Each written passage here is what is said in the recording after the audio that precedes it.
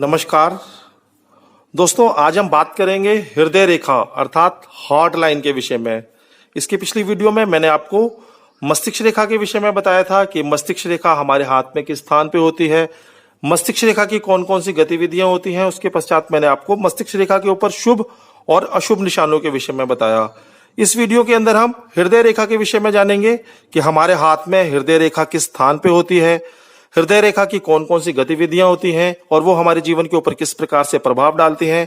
इसके सिवाय मस्तिष्क रेखा के ऊपर कौन कौन से निशान शुभ होते हैं, कौन कौन से निशान अशुभ होते हैं और वो हमारे जीवन के ऊपर किस प्रकार से प्रभाव डालते हैं। तो दोस्तों, वीडियो को शुरू करने से पहले अगर आपने मेरे चैनल को सब्सक्राइब नहीं किया है, प्लीज मेरे चैनल को सब्सक्राइब कर लीजिए ताकि मेरी जानकारी भरी वीडियोस आप तक पहुंचती रहें। तो दोस्तों, हृदय रेखा हार्ट लाइन, सबसे पहले मैं आपको यह बता देता हूं कि हमारे हाथ में ये जो हृदय रेखा है किस स्थान पे होती है। उसके पश्चात हम जानेंगे कि आधुनिक जो शास्त्रज्ञ हैं उनका इस रेखा को लेकर के क्या मत है और पुराने जो शास्त्रज्ञ हैं उनका इस रेखा को लेकर के क्या मत है। उसके पश्चात हम इस रेखा की विभिन्न प्रकार की गतिविधियों के विषय में जानेंगे। तो दोस्तों, सबसे पहले मैं आपको ये बता देता हूं कि हमारे हाथ में ये जो हृदय रेखा है ये किस स्थान पे होती है। देखिए दोस्तों, आपके इस स्थान से एक रेखा इस प्रकार गोल घूमती है और केतु पर्वत पे आके गिर जाती है। ये आपकी जीवन रेखा, आयु रेखा होती है। इसी के साथ लग करके एक रेखा निकलती है और इस प्रकार से गोल घूम करके मंगल पर्वत के अंतिम क्षेत्र पे रुक जाती है। ये आपकी मस्तिष्क रेखा होती है। यहां बुध पर्वत जहां आपका समाप्त होता है वहां से एक रेखा निकलती है इस प्रकार से गोल घूम करके, इस प्रकार से या तो शनि पर्वत के नीचे नहीं तो गुरु पर्वत तक पहुंच करके यह रेखा रुक जाती है। यही जो रेखा है इसी को हम क्या कहते हैं, हृदय रेखा अर्थात हार्ट लाइन कहते हैं। ये जो हृदय रेखा है जितनी स्पष्ट होगी, कहीं से टूटी हुई नहीं होगी, जितनी उपयुक्त होगी, उतना किसी व्यक्ति का जो हृदय है वो स्वस्थ रहेगा, उतना अच्छा व्यक्ति का जीवन रहेगा। इसके सिवाय ये जो रेखा है जितनी अधिक दोषपूर्ण होगी उतना ही अधिक व्यक्ति का जो हृदय है वो भी बीमारियों से घिरा रहेगा। अर्थात अगर ये रेखा कहीं कहीं से टूटी हुई है, बहुत अधिक पतली है या बहुत अधिक इस पे अशुभ निशान है, तो कहीं ना कहीं जो व्यक्ति का हृदय है वो कहीं ना कहीं कमजोर हो जाता है। तो ये जो रेखा है ये स्पष्ट होनी चाहिए, सुंदर होनी चाहिए, कहीं से टूटी फूटी नहीं होनी चाहिए। अगर किसी व्यक्ति के हाथ में इस प्रकार की हृदय रेखा है तो आप कह सकते हैं कि हाँ, ये जो व्यक्ति है अच्छी आयु प्राप्त करेगा। तो दोस्तों, अब इसके पश्चात मैं आपको बता देता हूं कि आधुनिक जो शास्त्रज्ञ हैं और जो पुराने जो शास्त्रज्ञ हैं उनका इस रेखा को लेकर के मतभेद क्यों है। देखिए, पुराने जो शास्त्रज्ञ थे वो इस रेखा को क्या मानते थे, लाइफ लाइन अर्थात आपकी आयु रेखा मानते थे।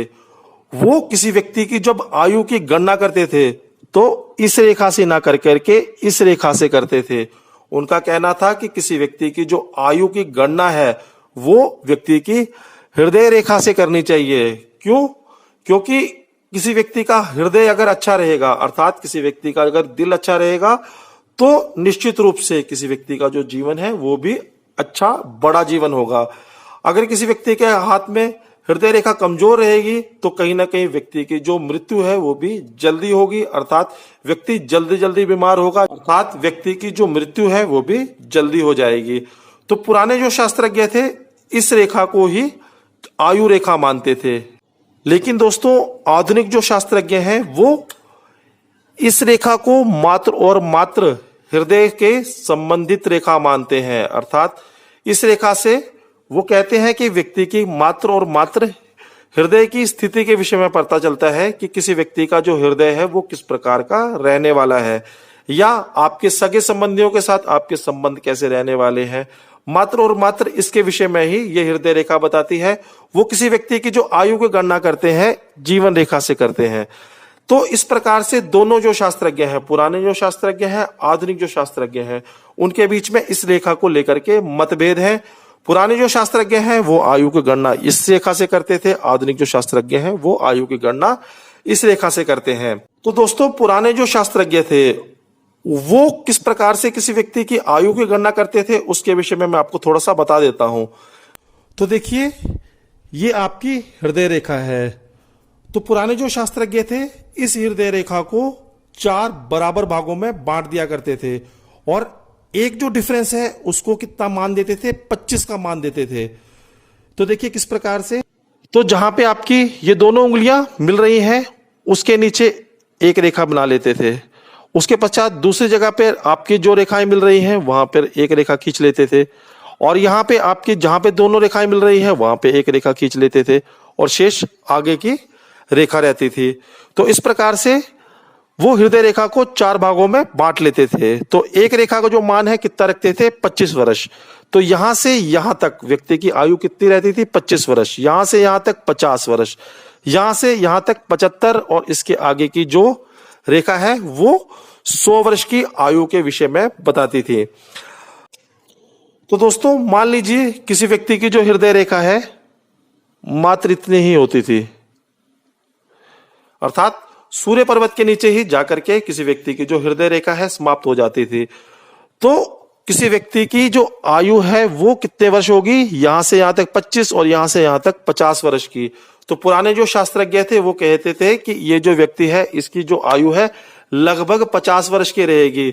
हो सकता है 45 में या 40 की आयु में इस व्यक्ति की मृत्यु हो जाए, अर्थात ये व्यक्ति जो है 25 वर्ष से अधिक आयु तक जिएगा, लेकिन 50 वर्ष से अधिक की आयु इस व्यक्ति की नहीं होने वाली है। तो इस प्रकार से जो पुराने शास्त्रज्ञ थे हृदय रेखा को देख करके ही किसी व्यक्ति की आयु की गणना कर लिया करते थे। लेकिन आधुनिक जो शास्त्रज्ञ हैं उनका कहना है कि नहीं, ये जो हृदय रेखा है, ये जो आपकी हृदय रेखा है मात्र और मात्र आपके हृदय के स्वास्थ्य के विषय में बताती है। इसके सिवाय अगर किसी व्यक्ति की जो आयु की गणना है वो आपको किससे करनी है, आपकी जीवन रेखा से ही करनी है। तो इस प्रकार से पुराने जो शास्त्रज्ञ थे और आधुनिक जो शास्त्रज्ञ हैं उनका इस रेखा को लेकर के मतभेद है।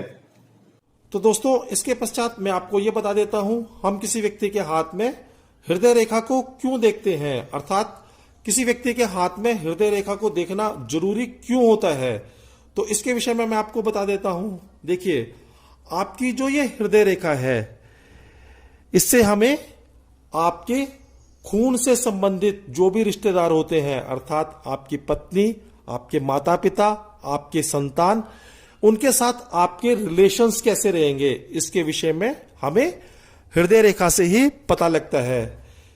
इसके सिवाय ये जो हृदय रेखा है आपको आपके हृदय के रोगों के विषय में बताती है, अर्थात आपको हृदय से संबंधित कौन कौन से रोग हो सकते हैं इसके विषय में हम हृदय रेखा से जानने का प्रयास करते हैं।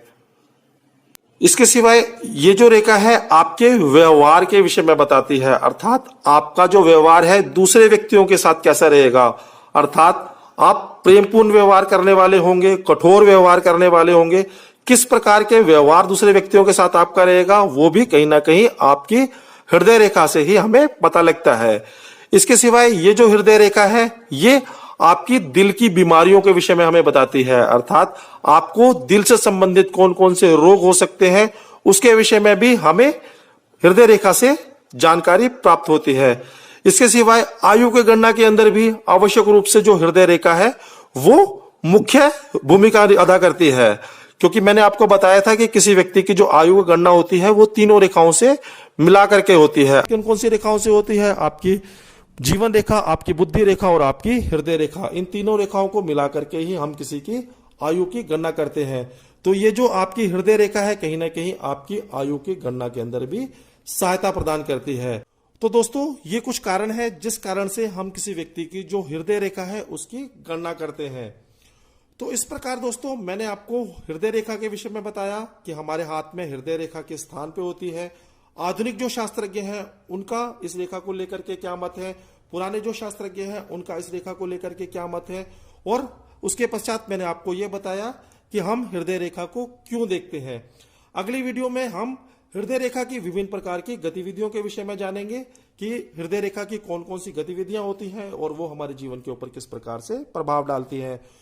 तो दोस्तों इस वीडियो को अब हम यहीं पे विश्राम दे देते हैं। मुझे लगता है मेरे द्वारा दी गई जानकारी आपको समझ में आ गई होगी, आपको अच्छी लगी होगी। अगर आपको अच्छी लगी हो तो आप मेरी वीडियो को लाइक कर सकते हैं, मेरे चैनल को सब्सक्राइब कर सकते हैं। फिर से मिलते हैं एक नए वीडियो में एक नए विषय के साथ। इस वीडियो को देखने के लिए आपका बहुत बहुत धन्यवाद। धन्यवाद दोस्तों।